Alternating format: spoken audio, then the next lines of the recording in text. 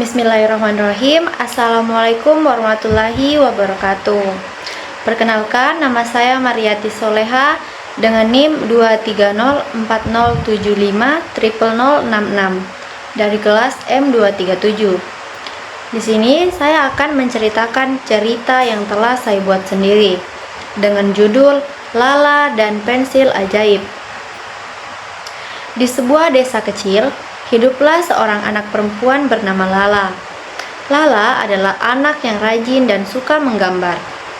Setiap hari, ia selalu membawa buku gambar dan pensil kemanapun ia pergi.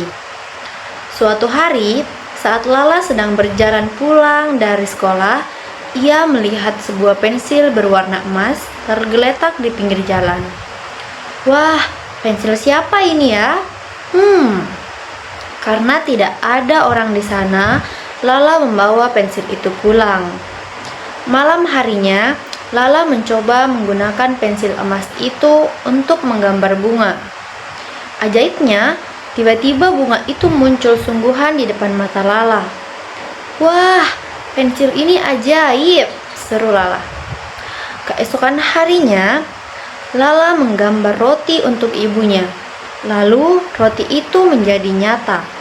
Lala menggambar payung untuk temannya yang kehujanan dan payung itu juga menjadi nyata.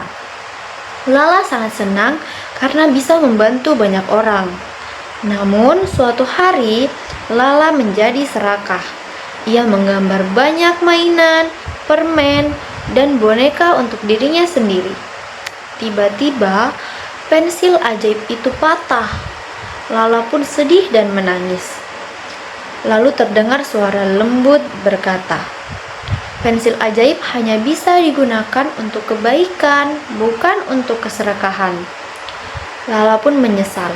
Ia berjanji akan selalu membantu orang lain dengan tulus. Tiba-tiba pensil itu kembali utuh. Dan sejak saat itu Lala menggunakan pensil ajaib untuk menolong banyak orang. Nah, jadi dari cerita ini kita bisa belajar untuk tidak serakah dan selalu suka menolong. Oke. Nah, selanjutnya di sini saya akan menjelaskan dan merangkum apa itu ruang lingkup sastra anak. Sastra anak adalah karya sastra yang dibuat khusus untuk anak-anak, baik dari isi cerita, bahasa maupun pesan moralnya. Di mana ruang lingkup sastra anak meliputi beberapa jenis. Yang pertama ada dongeng, yaitu cerita khayalan yang mengandung pesan moral. Yang kedua, cerita rakyat, yaitu cerita yang berkembang di masyarakat secara turun-temurun. Dan yang ketiga, ada fabel, yaitu cerita tentang hewan yang dapat berbicara dan berperilaku seperti manusia. Dan yang keempat, ada puisi anak, yaitu karya sastra berbentuk bait yang bahasanya sederhana dan mudah dipahami oleh anak-anak. Nah, yang kelima, ada cerita bergambar, yaitu cerita yang dilengkapi gambar agar lebih menarik.